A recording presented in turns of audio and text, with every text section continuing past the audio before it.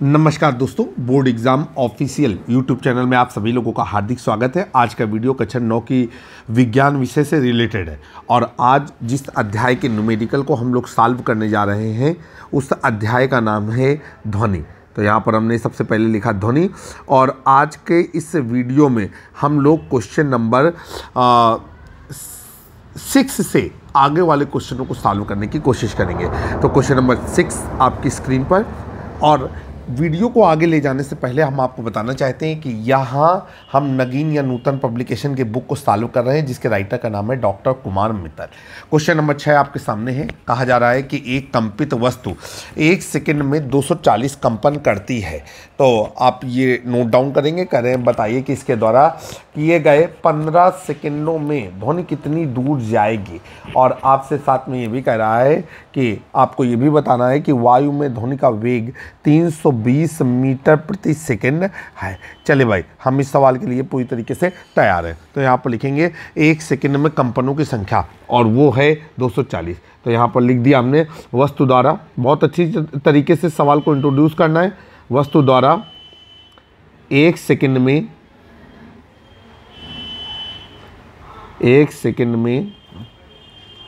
किए गए कंपनों की संख्या और ये हो गई हमारी जा करके 240। अब आपको पता है कि 1 सेकंड में किए गए कंपनों की संख्या को ही तो आवृत्ति कहा जाता है। तो यहाँ पर लिखेंगे इसलिए आवृत्ति, और आवृत्ति को हम लोग चाहे स्मॉल f से प्रदर्शित करें और या स्मॉल n से प्रदर्शित करें, वो सेम टू सेम है। स्मॉल n बराबर हो गया आपका 240। आइए आगे चलते हैं। अब कह रहे हैं कि 15 कंपनों में ध्वनि कितनी दूर जाएगी, आपको ये बताना है। अब फिर इसके लिए हम लोग क्या करेंगे, यहाँ पर 15 कंपनों के बारे में जो है वो हम पूरा का पूरा ब्यौरा सेट करेंगे। और वायु में ध्वनि का वेग कितना है, 320 मीटर प्रति सेकंड। तो यहाँ पर नोट कर लिया कि वायु में ध्वनि का वेग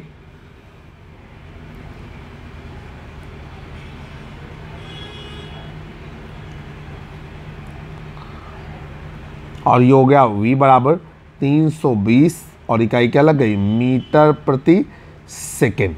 ठीक है, चलिए। और हमसे पूछा रहा है कि 15 कंपनों में ध्वनि कितनी दूर जाएगी। चलिए भाई शुरू करते हैं हम लोग। सवाल को आगे प्रोसीड करते हैं। सवाल में आपसे क्या कहा जा रहा है, कहा जा रहा है कि बताइए 15 कंपनों में ध्वनि कितनी दूर जाएगी, मतलब तरंग दैर्ध्य का मान पूछा गया है। तो यहाँ पर लिखेंगे 15 कंपनों में ध्वनि द्वारा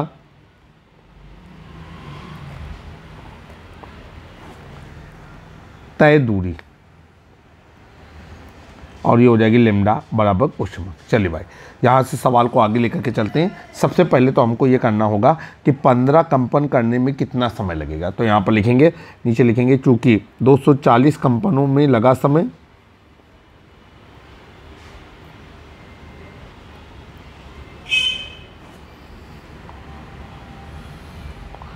बराबर, अब ये दिया गया है आपको 1 सेकेंड, इसलिए 1 कंपन में लगा समय बराबर 1/240। फिर नीचे लिखेंगे इसलिए 15 कंपनों में लगा समय, तो ये हो जाएगा 1/240 गुणे 15 और ये हो जाएगा आपका 15/240।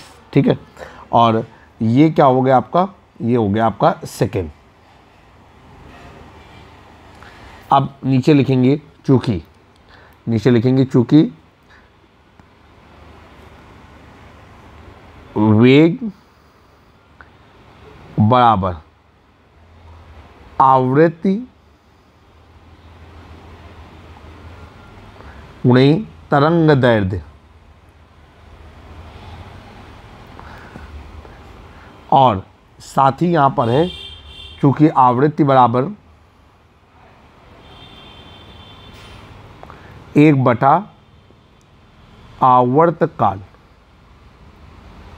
तो ये हो गया आपका वेग बराबर 1/आवर्तकाल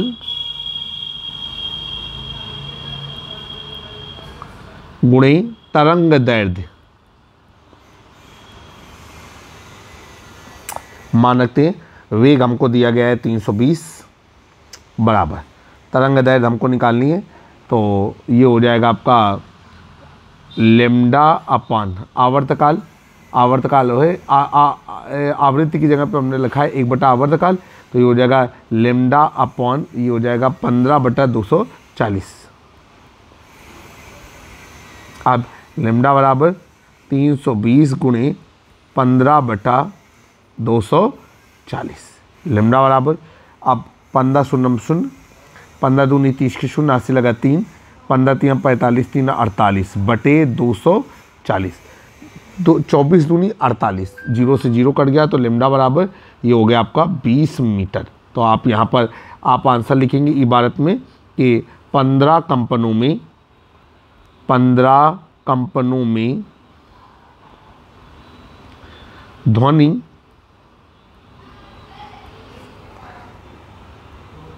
बीस मीटर दूरी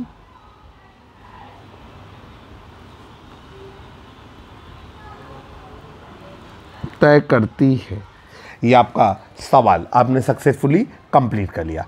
अब हम लोग चलते हैं आंसर मिलाने के लिए, और हम पाते हैं कि हमारे द्वारा 6वें क्वेश्चन में जो आंसर निकाला गया है वो पूरी तरीके से सही है। क्वेश्चन नंबर 7 आपकी स्क्रीन पर, क्वेश्चन नंबर 7 को सॉल्व करने के लिए हम तैयार हैं। क्वेश्चन नंबर 7 में क्या कहा जा रहा है, जरा समझने की कोशिश करेंगे। कहा जा रहा है कि एक स्वरित्र द्विभुज का आवर्तकाल 0.05 सेकेंड है। तो यहाँ पर लिखा हमने स्वरित्र का या स्वरित्र द्विभुज का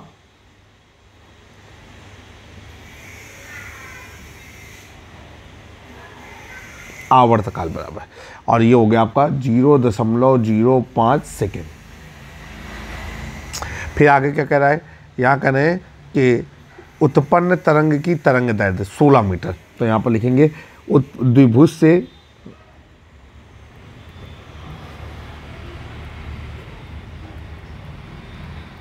उत्पन्न तरंग की तरंग दैर्ध्य, और ये हो गई हमारी कितनी 16 मीटर। और हमसे कह रहा है कि तरंग की चाल ज्ञात कीजिए।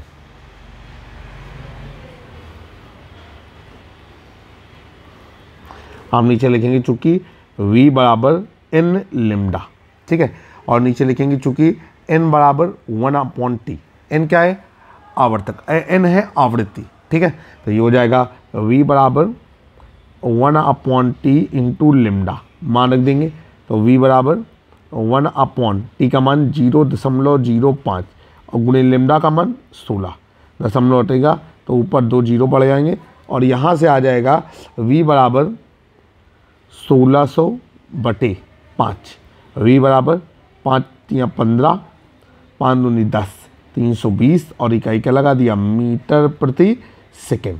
और अपना सवाल अच्छा करने के लिए हम लोग यहाँ पर लिख सकते हैं कि वेग बराबर आवृत्ति गुणे तरंग दैर्ध्य, आवृत्ति गुणे तरंग दैर्ध्य, ठीक है। अब यहाँ से नीचे आप आंसर लिख सकते हैं भारतीय भाषा में, और वो आंसर आपको स्वयं लिखना होगा।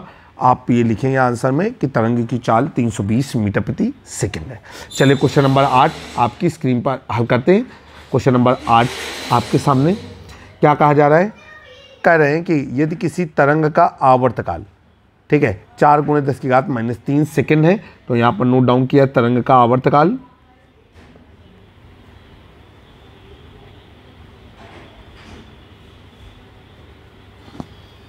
और इसको हम लोग t से प्रदर्शित करेंगे। ये हो गया 4 × 10⁻³ सेकेंड। अब आगे कह रहा है तरंग दैर्ध्य 60 सेंटीमीटर है। तो यहाँ पर नीचे लिख दिया हमने तरंग दैर्ध्य, तरंग दैर्ध्य को हम लोग लेमडा से प्रदर्शित करते हैं। तो ये हो गया आपका 60 सेंटीमीटर, और आपको पता है कि इसके लिए स्टैंडर्ड इकाई मीटर होती है। तो यहाँ पर फार्मूला लगाए बगल में कि 1 सेंटीमीटर बराबर 1/100 मीटर। तो ये हो गया आपका 60/100, जीरो से जीरो कट गया तो 0.6 और इकाई क्या लगा दिया मीटर। तो तरंग दैर्ध्य की माप जो है वो हमें मीटर में मिल गई। अब हम लोग आगे चलते हैं। अब हमसे क्या कहा जा रहा है कि तरंग की आवृत्ति और चाल ज्ञात कीजिए। तो यहाँ पर हम लोग लिखेंगे नंबर न डाल के सीधे लिखेंगे तरंग की आवृत्ति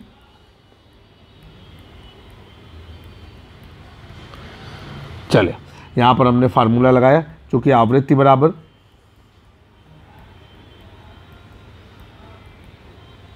एक बटा आवर्तकाल,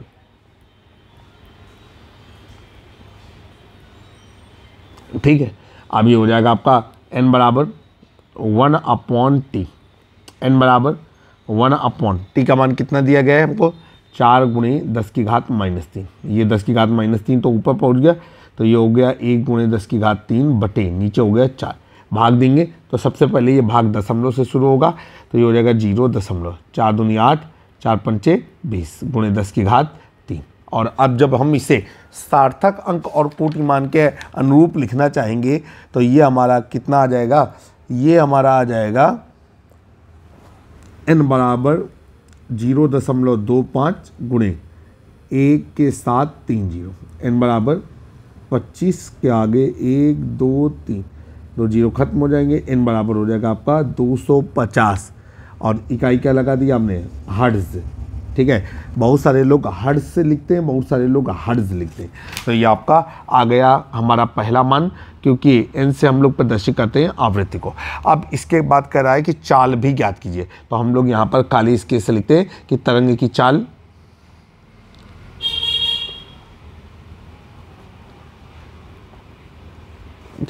अब नीचे हमने फार्मूला लगाया, चाल बराबर आवृत्ति गुणे तरंग दैर्ध्य, और ये हो गया v बराबर n लेमडा।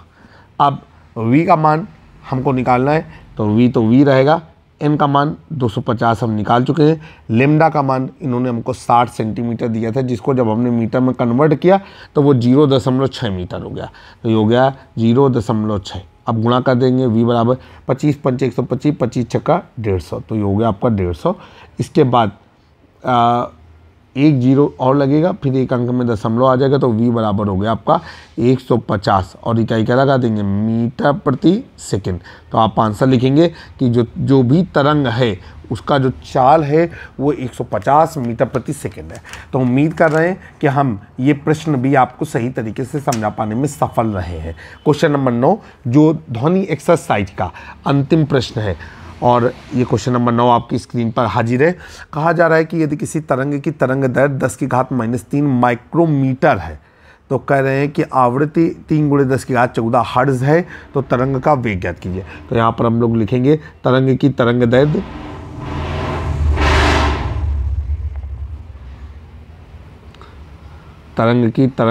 और ये हो जाएगा लेमडा। लेमडा बराबर क्या है आपका 10 की घात -3 माइक्रोमीटर।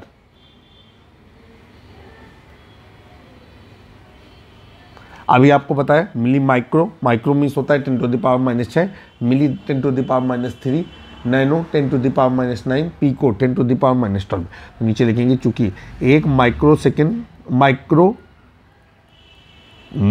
यहाँ सेकंड नहीं, एक माइक्रोमीटर बराबर 10 की घात -6 मीटर, तो ये हो जाएगा आपका 10 की घात -3 गुणे 10 की घात -6 और ये हो गया आपका 10 की घात -9 और इकाई क्या लगा दिया मीटर।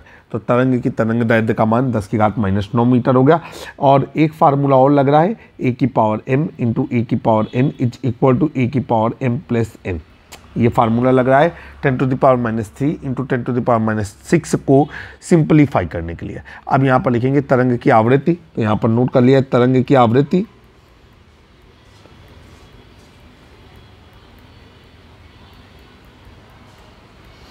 और तरंग की आवृत्ति है n, और ये है हमारी 3 गुणे 10 की घात 14 हर्ट्ज।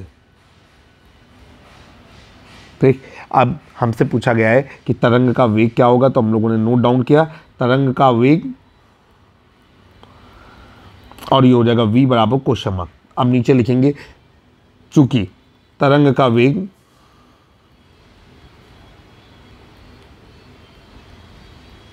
और ये हो गया v बराबर n लेमडा। अब v बराबर n कितना है, 3 गुणे 10 की घात 14, और लेमडा कितना है, लेमडा का मान है आपका 10 की घात -9, 10 की घात -9, और ये हो जाएगा v बराबर अब 3 गुणे 10 की घात 14 -9, और ये हो जाएगा v बराबर 3 गुणे 10 की घात 5, और इकाई क्या लगा देंगे, मीटर प्रति सेकेंड। तो आपका आंसर आया कि जो तरंग का वेग है वो 3 गुणे 10 की घात 5 मीटर प्रति सेकेंड है। एक बार आंसर शीट से आंसर को जस्टिफाई करने की कोशिश करेंगे और हमारे द्वारा आंसर 100% सही निकाला गया है। तो आशा करते हैं कि कक्षा 10 के लिए जो नगीन या नूतन पब्लिकेशन की बुक का सोल्यूशन हम आपको प्रोवाइड करा रहे हैं उसमें हम आपको सही तरीके से सवालों को समझा पा रहे हैं। अगर कहीं कोई डाउट है या कहीं कुछ कमी रह जा रही है हमारी ओर से तो कमेंट बॉक्स पे ज़रूर मेंशन करें, और हमारा आपसे आग्रह है कि जब भी आप किसी भी वीडियो को देखें उसके डिस्क्रिप्शन को ज़रूर चेक करें। हम आपके लिए जो भी नई चीज़ें लेकर के आएंगे उसे हम डिस्क्रिप्शन के माध्यम से ही आप तक पहुंचाएंगे। अबाउट अस में जा कर के आप हमारे टेलीग्राम और व्हाट्सएप लिंकों तक जुड़ करके हमारे ग्रुप पे शामिल हो सकते हैं, जिससे हर आने वाले नए वीडियो के नोटिफिकेशन प्राप्त किए बगैर ही आपको वीडियो के यूट्यूब चैनल में आने वाले वीडियोस अपडेट रह पाएंगे। अब जल्द ही कक्षा 9, 10, 11, 12 के में से किसी एक कक्षा के विज्ञान के किसी नए वीडियो के साथ हम फिर हाजिर होंगे। तब तक के लिए नमस्कार।